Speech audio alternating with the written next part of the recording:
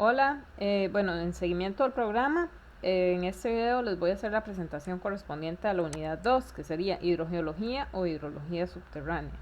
Entonces, bueno, estos son los temas que va a abarcar la unidad, ¿verdad? Hidrología superficial o hidrología subterránea, eh, repaso de conceptos hidrológicos en función de su utilidad para la hidrogeología, conceptos básicos de hidrogeología, vocabulario técnico, ejemplos, algunos temas como espesor de la zona no saturada, qué es, cómo se trabaja, cuál es su importancia, qué es conductividad hidráulica, para eso les hice unos videos, ejemplos por tipos de material, ¿verdad? En los videos que les compartí, que están disponibles en el aula virtual, se hace el experimento de medir la conductividad en diferentes materiales verticalmente, que sería arena gruesa, arena fina y también en arroz. Entonces, bueno, ahí pueden ver los experimentos, son videos cortitos, ¿verdad? Bastante interesantes. Básicamente, conductividad hidráulica es la velocidad con la que se mueve un fluido dentro de un medio. Entonces, ahí lo van a ver y van a entender un poco mejor el concepto. Vamos a ver qué es la porosidad y básicamente esos son los temas de la unidad. Entonces vamos a ir a la presentación y acá, bueno, voy a comenzar. Eh, no sé por qué. Bueno, está. Mejor quita la parte de abajo, la barra de. Vamos a mover esta barra para acá, así. Ok. Entonces, bueno, hidrogeología o hidrología subterránea, ¿verdad? Esos son, pues, sinónimos, tienen el mismo significado, ¿ok? Entonces, bueno, repaso de conceptos hidrológicos en función de su utilidad para la hidrogeología, ¿verdad? Bueno, ¿qué es hidrogeología? ¿Qué es hidrología? Básicamente, hidrogeología es el estudio de las aguas en la tierra, pero subterráneas. Y la hidrología estudia las aguas superficiales, ¿verdad? Entonces, por eso es que hidrogeología es lo mismo que decir hidrología subterránea, ¿ok? Bueno, el agua que compone el planeta Tierra, el contenido de agua del planeta se conoce como hidrósfera, ¿verdad? El agua de la Tierra puede estar en estado líquido, en estado sólido, en estado gaseoso, ¿ok? O sea, puede ser eh, el agua líquida, puede ser hielo o puede ser el vapor de agua que está en la atmósfera, ¿verdad? Entonces, acá hay un diagrama, acá hay un diagrama con la composición de la Tierra en proporciones, ¿verdad? Del agua. Entonces, del 100% del agua existente en la superficie terrestre, el 97,5% es agua salada y el 2,5% es agua dulce. De ese 2,5%, 2,04% está en los glaciares, ¿verdad? Aproximadamente, estos son porcentajes aproximados. O sea que nos queda de un poquito de agua líquida dulce, ¿ok? El 0,57% corresponde a aguas subterráneas. El 0,01% corresponde a lagos, ríos, otro 0,01% está en la atmósfera y un porcentaje muy bajo, de 0,00004%, está presente en la biosfera. ¿Cómo es eso? Es el agua que está contenida en los seres vivos, en las plantas, en los animales, mmm, que está siendo aprovechada en el momento por los metabolismos de los seres vivos. Entonces, a esto es a lo que se refiere. ¿Okay? Y bueno, el cuadrito de abajo lo que nos muestra es el volumen aproximado de agua en cada una de las partes de la Tierra y bueno, cuánto representa este porcentaje sobre el total. Vean que aquí varía un poquito de los océanos. 90 y, vamos a ver, sí, 97,25, 97,5. Sin embargo, este que es un poquito más alto dice agua salada, ¿verdad? Entonces acá deben estar contemplados océanos y lagos salados. En este caso están contemplados los océanos en un lado y los lagos en el otro, ¿verdad? Sin embargo, pueden ser variaciones, son valores aproximados, entonces no pasa nada. Lo importante es que son cercanos, ¿ok? Y la última columna nos indica el tiempo de residencia medio del agua en cada uno de estos lugares. ¿Ok? Entonces, una vez que el agua llega al océano, dice que puede permanecer aproximadamente 3000 años. ¿Ok? En los casquetes polares y en los glaciares puede durar miles de años, ¿verdad? A menos de que se funda. En el agua subterránea puede durar hasta decenas o miles de años. ¿Ok? Sin embargo, puede durar incluso días. ¿Ok? En el agua subterránea es muy variable porque depende del tipo de acuífero, eso lo vamos a ver un poco más adelante. En los lagos el agua puede permanecer entre 10 y 150 años. En el suelo, que es la zona no saturada, semanas, días, hasta años, ¿verdad? Según el tipo de suelo. En la atmósfera de 8 a 10 días, en los ríos de 15 a 20 días, ¿verdad? Porque está constantemente en movimiento. Y en la biosfera, pues también está constantemente en movimiento, sin embargo no nos aparece un dato acá, ¿verdad? Okay. El ciclo hidrológico, bueno, parte del hecho de que la masa total de agua en la hidrosfera es constante en el tiempo, o sea que siempre tengo la misma cantidad de agua, ¿verdad? En diferentes estados y cambiando de estado, pero la cantidad es constante. Algo así como la ley de la conservación de la materia, ¿ok?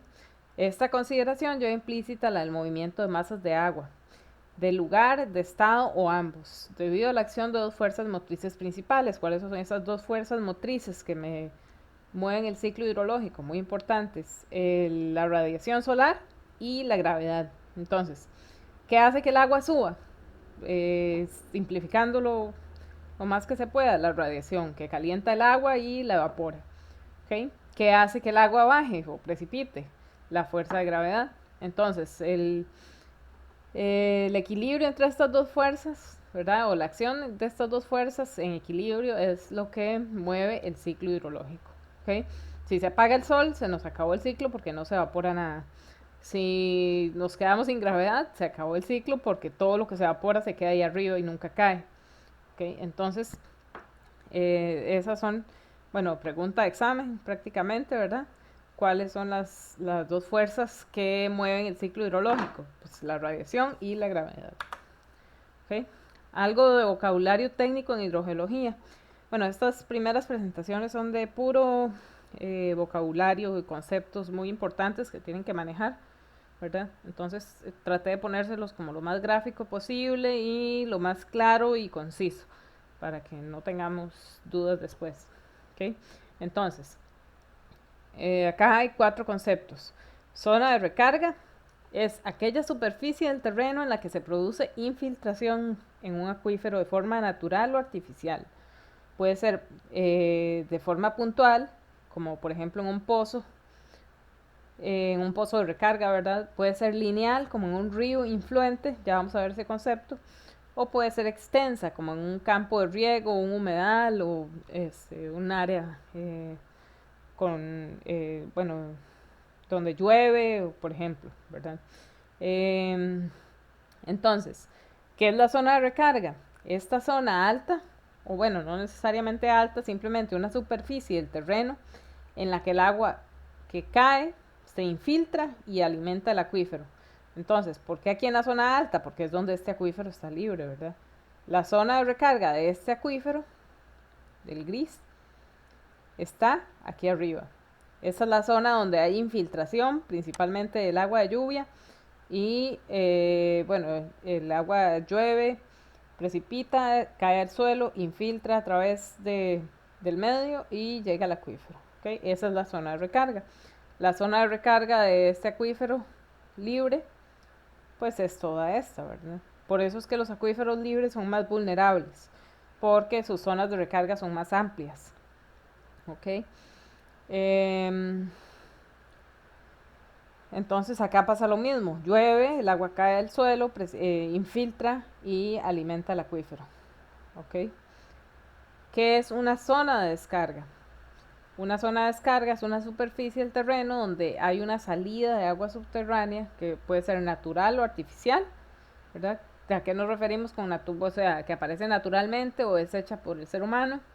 Y puede ser puntual, en este caso un pozo o una naciente, ¿verdad? El pozo sería algo artificial y la naciente sería algo natural. Eh, Puede ser lineal, o sea, a lo largo de un río que es efluente o en el mar, no sé si han visto en la costa, a veces se observa como sale el nivel del agua subterránea en la costa. Si encuentro una foto que tengo por ahí, se las voy a compartir. Pero eso es lineal. O puede ser extensa, por ejemplo, en un humedal, ¿verdad? Un humedal o un lago, por ejemplo.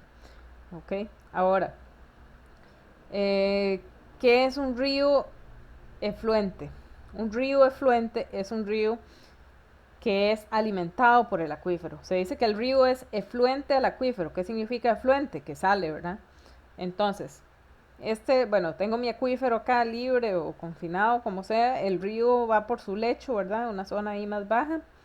Y tengo un flujo de agua subterránea que me alimenta ese río, ¿verdad? ¿Cuándo me doy cuenta de esto? Bueno, o cómo me doy cuenta más bien de esto. En ocasiones tengo ríos que tienen varias nacientes a lo largo, ¿verdad? O tengo ríos que nacen en una naciente. Así suena raro, pero sí.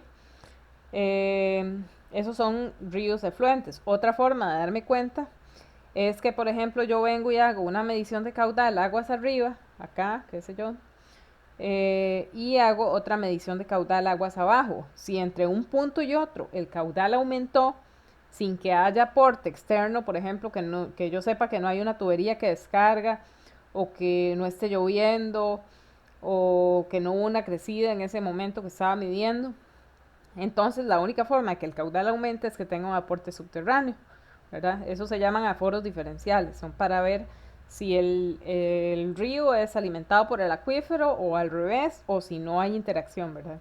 El río influente es el río que alimenta el acuífero, entonces ocurre al revés. Tengo una corriente de agua subterránea y en alguna parte hay una permeabilidad en el fondo que me permite a mi corriente que el agua se infiltre y alimente el acuífero. ¿Ok? ¿Por qué es importante esto? Por el tema de la contaminación, ¿verdad? Si tengo un río que tal vez pues viene contaminado o se le descarga alguna sustancia tóxica o lo que sea, y es un río influente del acuífero, entonces voy a tener problemas, ¿verdad? Porque se me va a contaminar el acuífero. ¿Ok? Los aforos diferenciales también me permiten detectar si un río es influente, ¿verdad? Si mi río perdió caudal entre un punto y otro, posiblemente esté influyendo en el acuífero, o sea, y es influente, ¿ok? Entonces, estos son 4 conceptos muy importantes, ¿verdad? Bueno, acá tengo un modelo, un ejemplo, ¿verdad? De varias fuentes puntuales. Este, entonces, tengo varios manantiales, uno que se forma, por ejemplo, en una falla, ¿verdad? Acá tengo un nivel de agua subterránea que se me cruza con un plano de falla. Ahí, bueno, se crea una permeabilidad y aparte que el talud también contribuye, se me corta el nivel de agua subterránea y aparecen manantiales. Manantial en falla. Acá tengo un manantial en un contacto donde tengo un material de una permeabilidad, posiblemente una capa confinante, una capa impermeable, un acuitardo o un acuifugo, un acuicludo, perdón, que me conforman la capa sello de este acuífero, de este nivel. Entonces, bueno, en el contacto entre los dos materiales se puede formar un manantial, ¿verdad? Tengo otro tipo de manantial, este es en un sistema de cavernas, esto se llama dolina. Una dolina es como un hueco, un agujero en el material calcáreo que por disolución se hace como un agujerito redondo, ¿verdad? O casi redondo. Y bueno, en ese caso tengo una dolina acá, ¿verdad? Bueno, de esa imagen eso sería. Más vocabulario, ¿verdad? ¿Qué es la zona saturada? La zona saturada es la zona del suelo y lecho rocoso donde todos los intersticios están llenos de agua. Se pueden distinguir dos partes según nos encontremos. em, en acuíferos confinados, donde la presión del agua supera la presión atmosférica, ¿verdad? ¿Se acuerdan que les dije que, por ejemplo, este acuífero aquí está confinado? Entonces, como la presión del agua es superior a la atmosférica, entonces la presión del agua asciende. ¿Ok? En acuíferos libres, donde el agua está a presión atmosférica o inferior, saturando el suelo por capilaridad. Entonces sería este ejemplo, ¿verdad? Acá el agua está a presión atmosférica y el suelo se satura, o sea, hay como una interfaz aquí eh, que no está ni saturada ni no saturada, ¿verdad? Está ahí eh, como intermedia, ¿verdad? Eso ocurre por capilaridad, también se puede ver en los videos, no le hice anotaciones, pero sí se puede ver ahí como la zona intermedia, ¿verdad? La superficie freática es una superficie formada por los puntos de un acuífero donde la presión del agua subterránea se equilibra con la presión atmosférica. Entonces, esto, superficie freática para acuíferos confinados, ¿verdad? Recuerden que donde el acuífero es libre está como mi punto de equilibrio. ¿Ok? Este acuífero confinado aquí está libre acá y está libre acá. Entonces, si yo proyecto la línea, bueno, tengo varios pozos que lo están captando, ¿verdad? Tengo dos pozos que lo están captando, este y el nivel asciende hasta acá, y este otro pozo y el nivel es urgente. Entonces, si yo uno, bueno, el techo del acuífero acá, con el nivel hasta donde llega este pozo, el agua en este pozo, y el nivel hasta donde llega el agua en este otro pozo, con el techo del acuífero acá, esto es mi superficie freática, ¿verdad? O piezométrica, ¿ok? Es diferente que yo diga nivel estático a que diga superficie eh, freática o que diga línea piezométrica. ¿Okay? Línea piezométrica y superficie freática sí son equivalentes. Nivel estático es el nivel medido en un solo pozo en un momento. ¿Okay? Es el nivel de agua subterránea en ese pozo. Entonces, vamos a ver qué más. Bueno, el espesor de la zona no saturada, que muchas veces se escribe como B para los cálculos, cómo se trabaja la zona no saturada y su importancia en hidrogeología. Entonces, la zona no saturada es el medio que está parcialmente saturado en agua, con aire en sus poros, y en general hace referencia a la franja del terreno comprendida entre la superficie del terreno y el nivel freático. Entonces, ¿cuál es? La franja de terreno comprendida entre la superficie, que es esta, y el nivel freático, ¿verdad? La zona no saturada. En este caso, esta sería la zona no saturada. ¿Qué pasa con los acuíferos confinados? No tienen zona no saturada. Porque, bueno, acá, pero recordemos que aquí el acuífero está libre. Aquí el acuífero no tiene zona no saturada, absolutamente. Todo el medio está ocupado por agua. ¿Okay? Y si el agua se extrae, más agua viene a ocupar sus poros porque está a presión. ¿Okay? Entonces, la zona no saturada es la sección dentro del subsuelo que no está saturada con agua subterránea, en la que el agua se infiltra, ya sea natural o artificialmente, y tiene un movimiento vertical hacia la zona inferior. Esto lo vamos a ver muy bonito en los videos que les compartí, ¿verdad? En los tres ahí les señalo la zona no saturada y la zona saturada, ¿verdad? Y en medio pueden ver como la zona intermedia ahí, este, para que comprendan un poco mejor el concepto, ¿ok? Conductividad hidráulica, también llamada permeabilidad, es la facilidad que tiene un cuerpo para ser atravesado por un fluido. En este caso, en el caso de la hidrología o hidrogeología, en este caso sería el agua, ¿verdad? Es la constante de proporcionalidad lineal entre el caudal y el gradiente hidráulico, es otra definición. Y está dada por el caudal por unidad de sección, que es el producto de K por el gradiente hidráulico. ¿Okay?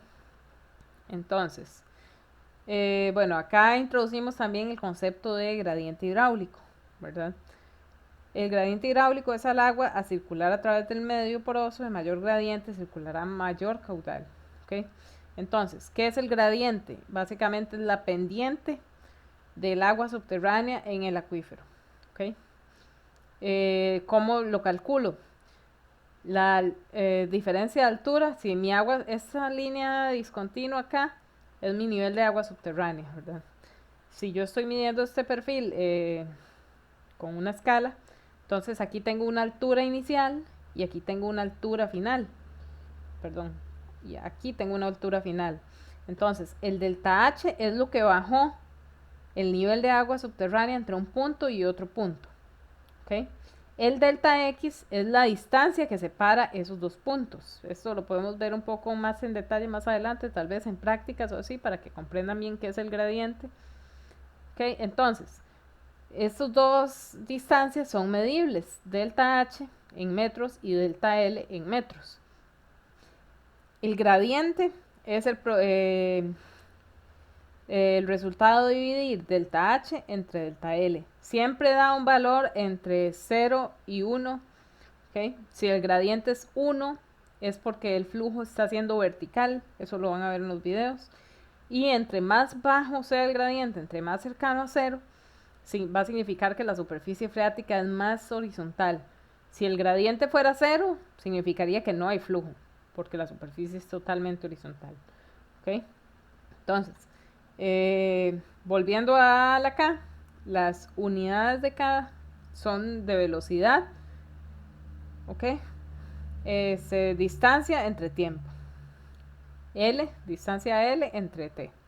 ¿Ok? En el sistema internacional podrían utilizarse metros por segundo, ¿verdad? Sin embargo, en lo que son pruebas de infiltración en hidrogeología, en realidad se utiliza metros por día.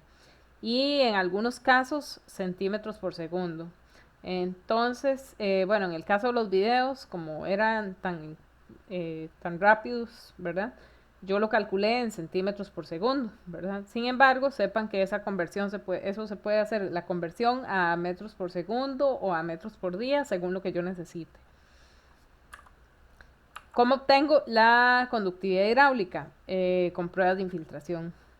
Pueden ser pruebas de doble anillo, pueden ser pruebas de Porchet, pueden ser pruebas con un permeámetro de Wells, por ejemplo, y así se obtiene el valor de la conductividad hidráulica. ¿Okay?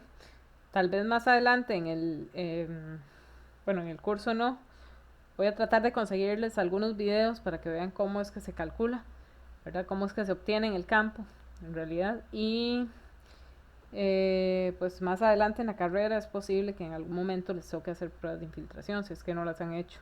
Tal vez en hidrología hicieron, entonces ya saben un poco de lo que estoy hablando. La transmisividad es el parámetro que nos indica la facilidad del agua para circular horizontalmente por una formación geológica. La transmisividad está relacionada con la conductividad hidráulica que acabamos de ver y el espesor del acuífero. Entonces se calcula de esta forma. Transmisividad dada en metros cuadrados por día o en centímetros cuadrados por segundo es igual al producto de la conductividad hidráulica y el espesor. ¿Okay? En un acuífero confinado su espesor es constante, al igual que la transmisividad.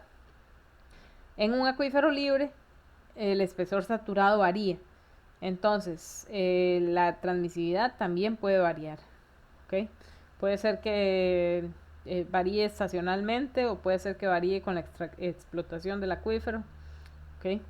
Entonces, nada más para que tengan presente eso, ¿verdad? Entonces, por ejemplo acá, bueno, tengo un acuífero con un espesor de 5 metros y una conductividad hidráulica de 30 metros por día. Entonces, ¿cuál es la transmisividad? 30 por 5. ¿Okay? Entonces, este tendría transmisividad de 150 metros cuadrados por día. Mientras que este, bueno, tiene el doble de espesor, 10 metros. Sin embargo, su conductividad hidráulica es de 15 metros por día. Entonces, cuando operamos, nos da la misma transmisividad, ¿verdad? 150 metros cuadrados por día. ¿Okay? Entonces, esta figurita lo que hace es explicar como la variación de la conductividad con el espesor, ¿verdad? Bueno, acá otra figura que nos resume los conceptos de conductividad hidráulica y transmisividad, ¿verdad? Que dice, bueno, y vamos a ver si lo incluye también el gradiente hidráulico. ¿Okay? Entonces, imagínense acá una superficie freática a esta altura, otra superficie freática a esta altura, Voy a ver si puedo dibujar. Ok, una superficie freática a esta altura, otra superficie a esta altura. Mi flujo viene para acá, ¿verdad? Ok, tengo un flujo de agua subterránea. Recuerden que la dirección de flujo es perpendicular a las isofreáticas. Entonces, estas líneas son isofreáticas. Esta tiene un valor, digamos, de que de 2. Okay, esta tiene un valor de 1. Entonces, la diferencia de altura entre esta y esta es 1 metro. Ok, por decir, bueno, así viene la figura. Entonces tengo que mi delta H, no sé si puedo escribir acá. No, no importa. Mi delta H es igual a 1 metro. ¿Qué es la diferencia entre esta equipotencial o esta isofreática y esta otra que está a 1 metro, ¿verdad? Mi delta L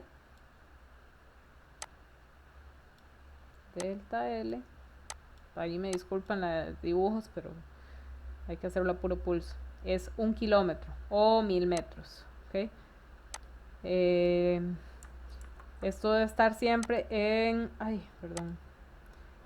las mismas unidades en las que estoy trabajando uno, debo trabajar el otro. Entonces,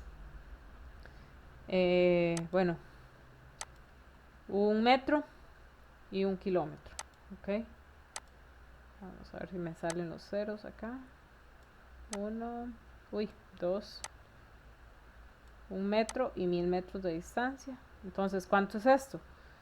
Si divido 1 entre 1000,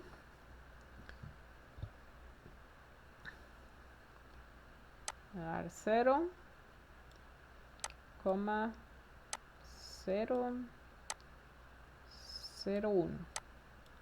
¿Ok? Se cancela metros con metros y este es mi valor de I, el gradiente hidráulico. El gradiente hidráulico es adimensional. ¿Ok? Por esa razón les señalé que se cancelan las M's, ¿verdad? Entonces, a ver si, bueno, traten de recordar esto, ¿verdad? Dejarlo anotado por ahí si están haciendo anotaciones. Es muy importante el cálculo del gradiente hidráulico para todo en hidrogeología. Okay. Vamos a ver qué más. Bueno, la transmisividad, acá, ¿verdad? Una medida de la cantidad de agua que puede ser transmitida horizontalmente a través de un espesor unitario acuífero. Y se dan unidades de metros o de distancia al cuadrado, pueden ser metros cuadrados, entre tiempo, o sea, metros cuadrados día. ¿Ok? Bueno, acá está como más en detalle la otra figurita, ¿verdad? La que usamos para el cálculo del gradiente hidráulico entre esta y esta, ¿verdad? Básicamente lo mismo. Y bueno, acá me compara dos tipos de acuíferos. Y el valor de transmisividad. Entonces tengo un acuífero confinado con un espesor B minúscula y una conductividad hidráulica acá. Su transmisividad va a ser la conductividad por el espesor B. ¿Okay? Vean que acá, bueno, hay una zona no saturada, pero corresponde a otro acuífero, ¿verdad? Al acuífero libre. Mi acuífero confinado es este. ¿Okay? Esta es la capa que lo confina. ¿Okay? Esto se lo digo porque lo que dije antes de que el acuífero confinado no tiene zona no saturada, entonces por eso hago hincapié en que esta zona no saturada no corresponde a este acuífero, sino a lo que está en la parte superior. ¿Okay? Este es un acuífero libre donde la zona no saturada está en contacto con la superficie del agua y la zona saturada, ¿verdad? Entonces, mi acuífero tiene una conductividad hidráulica acá, tiene un espesor D, que es un espesor promedio y que puede ser variable según la cantidad de extracción de agua o según la época del año por el clima, ¿verdad? Entonces la transmisividad está por el producto entre la conductividad hidráulica y el espesor del acuífero. ¿Okay? La porosidad, otro valor muy importante, se puede obtener de valores teóricos o se puede obtener de ensayos de laboratorio, ¿verdad? Básicamente la porosidad está por el volumen de huecos o de agujeros o espacios vacíos en un material entre el volumen total de ese material. Se puede expresar en porcentaje, voy a tomar el puntero, se puede expresar en porcentaje o en tanto por uno. En cualquier caso, la porosidad es adimensional. Entonces yo puedo decir que mi porosidad es de 28%. Y que 28% equivale a 0,28. De hecho, para cálculos yo no uso el por ciento, sino que lo uso así. Debo dividirla entre 100 y usar su valor que está entre 0 y 1.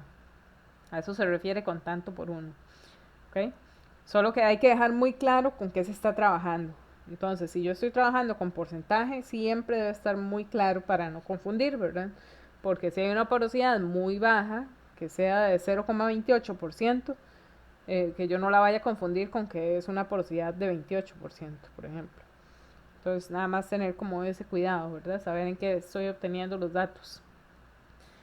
Hay varios tipos de porosidad, o se puede clasificar de varias formas, digamos. Se puede clasificar como porosidad primaria o secundaria, o como porosidad eficaz y porosidad total. ¿Okay? Todas son importantísimas. La porosidad primaria es la que resulta al originarse la formación geológica. Por ejemplo, una roca sedimentaria que tiene materiales con espacio vacío entre cada grano, ¿verdad? O una roca volcánica que tiene porosidad porque desgasificó, o sea, liberó muchos gases cuando estaba siendo depositada y entonces pues se le formaron poros, ¿verdad? Y la porosidad secundaria es la que se forma cuando la roca ya está formada, entonces por fisuración o disolución, por ejemplo, ¿verdad? Como en el caso de las rocas calcáreas que se pueden disolver y se deshacen en espacios vacíos, o que una roca se fracture, como este ejemplo, ¿verdad? Entonces esas fracturas le van a otorgar porosidad que la roca no tenía inicialmente. Entonces esa es la diferencia entre porosidad primaria o porosidad secundaria. ¿Sí? Y un material puede tener ambas, ¿verdad? Por ejemplo, una roca que inicialmente era porosa y se fracturó puede tener los dos tipos de porosidad. Entonces es importante, esto es importante sobre todo para los cálculos de los radios de influencia de los pozos, de los radios de protección, en este caso, ¿verdad? Donde la ecuación dice que tengo que usar 70 días si el medio es poroso y 100 días si es fracturado, porque resulta que las bacterias sobreviven diferentes cantidades de tiempo según sea el tipo de porosidad del medio, ¿verdad?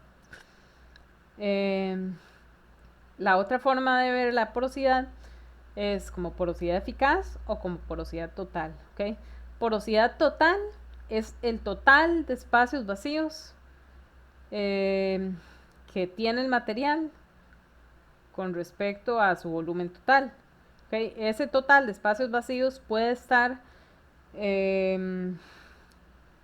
interconectado o no. ¿Okay? Puede ser que yo tenga un montón de poros que no están conectados entre sí, pero siguen siendo porosidad. Sin embargo, al no estar conectados entre sí, no tengo ninguna utilidad en términos de almacenamiento de agua ni transmisión. ¿Okay? Para que mi porosidad sea eficaz, esos poros tienen que estar interconectados entre sí. Entonces, bueno, está dada por el volumen de agua drenado por gravedad entre el volumen total. ¿Okay?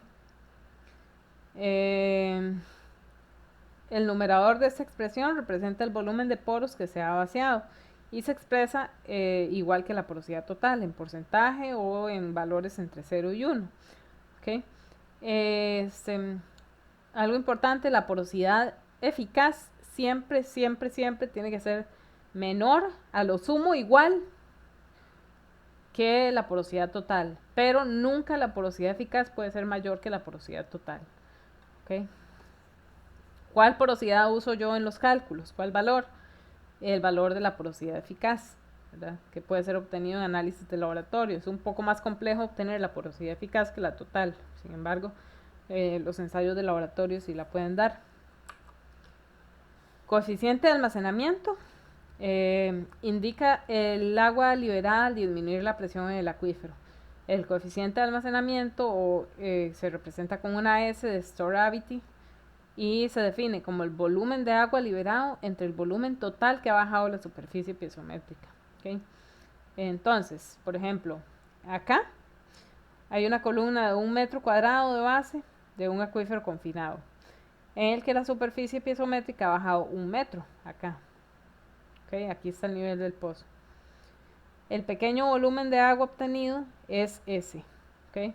Entonces, yo vacío el acuífero y mido. Cuando mi abatimiento es de 1 metro, para un área de 1 metro cuadrado, esto es experimental, ¿verdad? Por eso es 1 metro cuadrado. Entonces, la cantidad de agua que saqué del acuífero cuando el nivel descendió 1 metro, esa es mi coeficiente de almacenamiento. ¿Okay? En el caso de B, para un acuífero libre, la superficie freática ha bajado 1 metro, ¿verdad? Acá. Entonces, resulta que para los acuíferos libres, el coeficiente de almacenamiento es igual a la porosidad eficaz. ¿Okay? Porque no hay ninguna presión. Recuerden que aquí tengo una influencia de la presión de la presión de confinamiento. Entonces, el agua sale a presión. Sin embargo, aquí, pues al estar a presión atmosférica, eso me permite que yo pueda decir que el coeficiente de almacenamiento es igual a la porosidad eficaz. ¿Okay? Estas son las mismas figuras, pero más bonitas, ¿verdad? En color. Entonces, en acuíferos confinados, el coeficiente de almacenamiento se define como la cantidad de agua liberada a través de una columna vertical que tiene un área transversal igual a 1. Cuando la carga hidráulica desciende una unidad, o sea, 1 de área, ¿verdad? 1 metro cuadrado y la carga desciende 1 metro. ¿Okay? En un acuífero libre, el almacenamiento es igual a la porosidad efectiva, que representa el volumen de agua drenado de los poros. ¿Okay? Bueno, ya para ir terminando, el flujo en medios porosos, ¿verdad? El flujo de agua a través del suelo saturado se puede representar esquemáticamente como líneas de flujo, como se ve en la figura.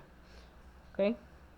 Esas líneas de flujo son los caminos que toman las partículas de agua en movimiento. El agua tiende a seguir el camino más corto entre un punto y otro, pero al mismo tiempo hace cambios de dirección que son curvas suaves. Entonces, ustedes van a ver en los videos de experimento cómo el agua va fluyendo, pero no va como en línea recta, ¿verdad? Sino que va buscando los espacios entre los poros, entonces hace ciertas curvas, ¿verdad? Bueno, acá distintos tipos de medios porosos, ¿verdad? Tengo gravas, una arenisca, ¿verdad? Una roca formada por arena, y tengo limos y arcillas, ¿verdad? Bueno, no sé si en la imagen se aprecia, esto tiene cierta humedad, ¿verdad? Está húmedo. Esto tiene grietas de desecación, ya ha perdido su humedad. ¿Okay? Y básicamente, bueno, esta figura lo que representa es que el agua va a fluir de un medio de menor permeabilidad hacia uno de mayor permeabilidad más fácilmente. Por eso es que el flujo va para arriba en este caso. Por eso es que, por ejemplo, cuando estoy en la playa, tengo arenas que están saturadas en la parte del río, ¿verdad? Si estoy cerca de un río, también tengo la parte superior saturada, ¿verdad? Entonces básicamente es eso. ¿Por qué? Porque acá pues el agua tiene más espacio para moverse. Y redes de flujo, ¿verdad? Este tema lo vamos a ver nada más los conceptos básicos para que entiendan qué es una red de flujo.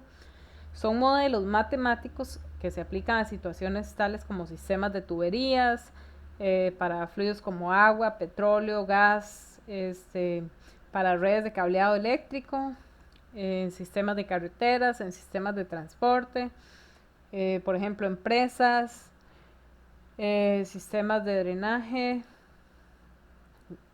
Tienen muchas aplicaciones, se puede modelar con programas de cómputo.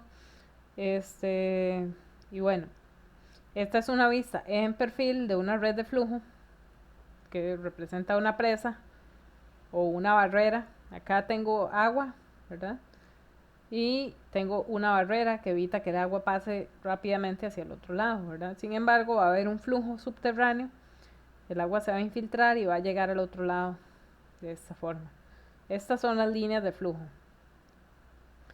Estas son las líneas equipotenciales. Entonces, a lo largo de toda esta línea voy a tener el mismo potencial hidráulico.